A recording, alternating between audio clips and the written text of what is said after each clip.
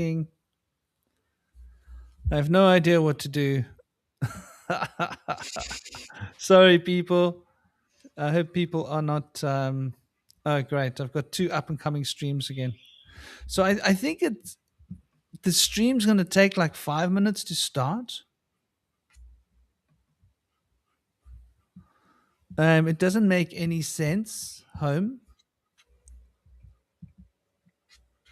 So there we go. It shows that we are live.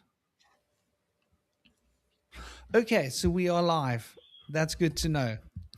Sorry for the brother. Sorry for the delays, dear brother. No I'm worries, man. learning No worries. to use this OBS thing, and I made a boo boo. So we're back. So yeah, what we were talking about was this whole idea of the commercial new year, and I think like in a sense that's what really puts us, into this January the first time, because it represents Janus, which is like both looking forward and back at the same time, and it's very representative of like coming back to the same point now in the future and in the past. So it's sort of like it like represents that doorway which connects the future to the past here. And so it's a powerful time of reflection, right? Like, what have I done with the last 12 months? Like, did I do it well? What could I do better? What can I do to improve the productivity of my farm if I'm a subsistence farmer, for example? And how can I get better vegetables for my family? And what vegetables do I need to plant? When should I plant it? Last year I planted that late. I think I'm gonna, you can see how that would have been such a powerful time for reflection, because also it's January. So, like in the northern hemisphere, that time would have been the time that you're not busy. You're not out working the fields. You're sitting at home and you're like, well, what should I do? Should I twiddle my thumbs? You go, well, may as well use my mind if I can't do the work that needs to be done, to at least sort of generate some kind of a sense of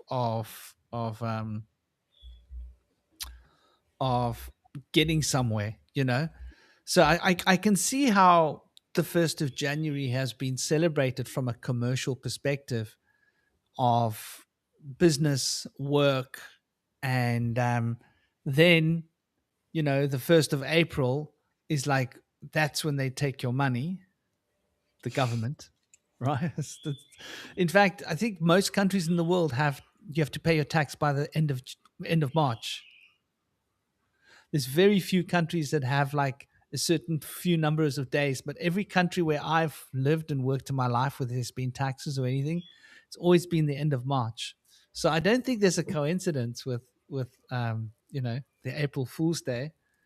Um and also I think, like, looking at this whole perspective of where we are in the Capricornian cycle, there's something quite fundamental, I think, about this time of year, with the way in which the sun is transitioning, right?